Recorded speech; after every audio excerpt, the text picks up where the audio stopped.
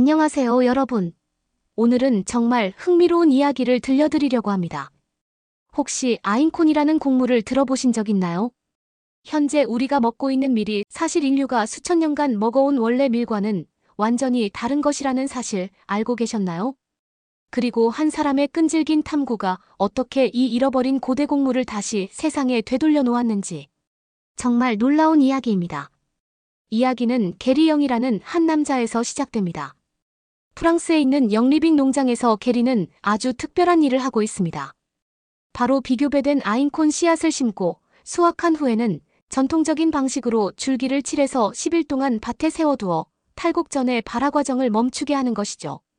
하지만 여기서 놀라운 것은 게리가 1990년에 이 고대 곡물을 처음 찾기 시작했을 때 그것은 정말 찾기 어려운 보물 같은 존재였다는 겁니다.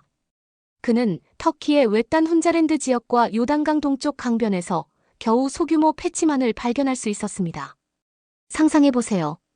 한때는 인류의 주식이었던 곡물이 지구상에서 거의 사라져버린 상황을요. 몇 년 후 장 노엘이라는 사람이 아인콘에 관심을 갖고 게리에게 이야기했습니다. 그들 모두 많은 것을 알고 있지는 않았지만 더 알고 싶어 했죠. 장 노엘은 시험 재배를 위해 씨를 심었고 게리의 협동농장 중 하나가 참여하게 되었습니다. 이를 통해 생산성을 높이고 충분한 씨앗을 생산하게 되었죠. 그 결과 게리는 씨앗을 유타에 가져와 시험 재배를 할 수 있게 되었습니다. 수확은 매우 잘 되었고 이후 씨앗 생산은 매년 증가해서 2012년에는 무려 150에이커의 아인콘을 심을 수 있을 정도로 농장을 확장했습니다. 현재는 미국과 캐나다의 여러 농부들이 이 씨앗을 받아 지역 농지에서 실험 재배를 하고 있어요. 그런데 궁금하지 않으세요? 왜 이렇게 좋은 곡물이 사라져버린 걸까요? 아인콘의 이야기는 정말 흥미롭습니다. 역사학자들이 인류의 고대 곡물이라고 부르는 이 곡물은 현재 대부분의 작물처럼 왜소화되고 유전적으로 변형된 밀과는 완전히 다른 것이었습니다. 세계 인구가 증가하면서 더 많은 식량이 필요해졌고 밀은 수억 명을 먹일 수 있는 좋은 선택지처럼 보였습니다. 과학자들은 수확량을 늘리기 위해 다양한 방법을 찾기 시작했고 그 과정에서 밀뿐만 아니라 다른 곡물들까지 교배가 이루어졌습니다. 신형밀은 수확을 더 빠르고 쉽게 만들어 주었으며 농민들의 비용도 줄였습니다. 하지만 여기서 문제가 생겼습니다. 자연의 밀을 인위적으로 바꾸는 데 따른 결과는 제대로 고려되지 않았습니다. 싹이 트거나 효소가 활성화될 시간이 없었고 이로 인해 소화가 어려워졌으며 영양소의 흡수가 방해되고 다양한 소화 문제를 유발했습니다.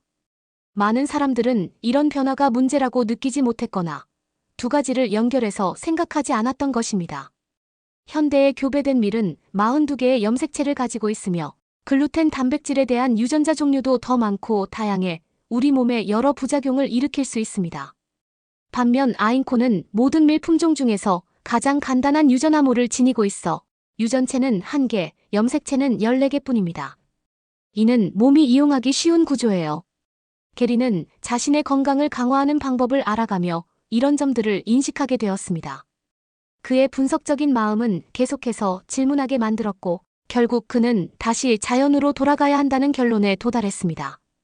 본래의 곡물로 돌아가는 것이 바로 핵심이라는 확신이 들었고 그 확신은 아인콘에 대한 탐색으로 이어졌습니다.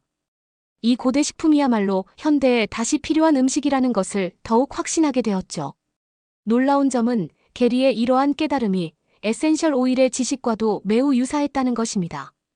자연의 본질을 연구하고 복원하려는 그의 의지는 동일했습니다. 아인콘의 줄기와 알갱이 구조는 쉽게 구별됩니다.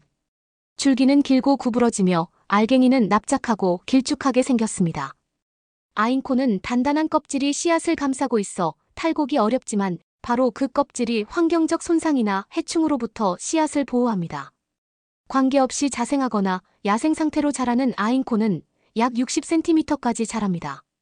습기가 많거나 관계가 잘 이루어지는 지역에서는 135에서 150cm까지 자라죠. 수염 같은 긴 꽃줄기를 가진 것이 특징입니다. 반면 현대의 교배된 밀은 35에서 40cm 높이로 짧게 자라며 곡물 무게를 견딜 수 있도록 줄기도 굵어집니다. 오늘날의 왜소밀은 곡물수와 크기가 많고 커졌지만 껍질은 얇고 탈곡은 쉬운 대신 병해에 더 취약하게 되었습니다. 여기서 정말 중요한 차이점이 나옵니다. 완전히 성숙한 교배밀의 나달은 줄기에 매달리지 못하고 땅으로 떨어지며 농부들은 줄기가 완전히 자라기도 전에 곡물을 수확하게 됩니다. 교배 기술은 밀의 성숙 단계를 나눠 조기 수확이 가능하게 만들었고 오늘날의 밀은 수확 후 즉시 탈곡되어 효소가 활성화되는 발화 과정을 거치지 않습니다. 현대 밀은 인간의 편의를 위해 수확되며 건강을 위한 최적 상태가 아닙니다. 반면 고대 농부들은 밀의 모든 성숙 단계를 거친 후 수확했기 때문에 밀은 본래 건강을 더 잘 유지시켜주는 식품이었습니다. 게리는 자신의 탐색에 몰두하게 되었고 그 결과 아인콘 알갱이를 갈아 만든 가루가 처음으로 팬케이크 믹스와 스파게티 형태로 영리빙 시장에 등장했습니다. 이제 이 밀가루는 널리 유통되고 있으며 사람들은 팬케이크 믹스뿐 아니라 다양한 요리법에 활용하고 있습니다. 초콜릿에 찍어 만든 아인콘 믹스나 아인콘 너겟처럼 새로운 형태의 간식들도 만들어지고 있으며 곧 견과류와 울프베리와 함께 섞인 아침 시리얼로도 출시될 예정입니다. 아인콘을 수년간 연구해온 과학자들은 정말 놀라운 사실을 발견했습니다. 비교배된 아인콘 글루텐을 섭취하는 것이 우리가 비교배되지 않은 글루텐을 먹고 있다는 의미이며 따라서 아인콘은 더 소화가 잘 되고 비타민, 미네랄, 단백질이 풍부하며 건강에 중요하고 맛도 뛰어난 곡물이라고 말합니다. 최근 유행하는 글루텐 프리 식단은 결국 시간이 지나면 문제를 일으킬 수 있습니다. 우리 몸은 유전적으로 조작되지 않은 자연적인 음식을 필요로 하며 신체는 자연의 음식에 대해 본능적으로 어떻게 반응해야 하는지를 알고 있습니다. 이 모든 것은 게리가 수많은 사람들에게 도움이 될 것을 알았기 때문에 가능했습니다.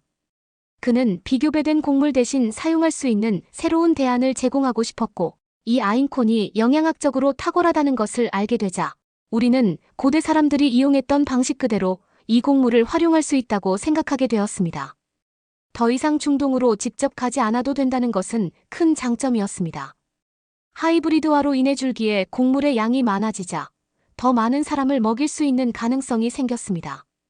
이는 인류를 먹여 살리기 위한 좋은 해결책처럼 보였지만 식물의 유전자가 변형되면 그 안에 있던 신이 부여한 생명력도 함께 바뀌는 것입니다. 여러분, 오늘 이야기는 단순히 곡물에 대한 이야기가 아닙니다. 이것은 자연으로 돌아가는 것의 중요성, 그리고 한 사람의 끈질긴 노력이 어떻게 세상을 바꿀 수 있는지에 대한 이야기입니다. 우리가 먹는 음식이 우리의 건강을 좌우한다는 것, 그리고 때로는 가장 오래된 것이 가장 좋은 해답일 수 있다는 것을 보여주는 놀라운 사례였습니다. 오늘 영상이 도움이 되셨다면 좋아요와 구독 부탁드리고 댓글로 여러분의 생각을 들려주세요. 다음 영상에서 또 만나요.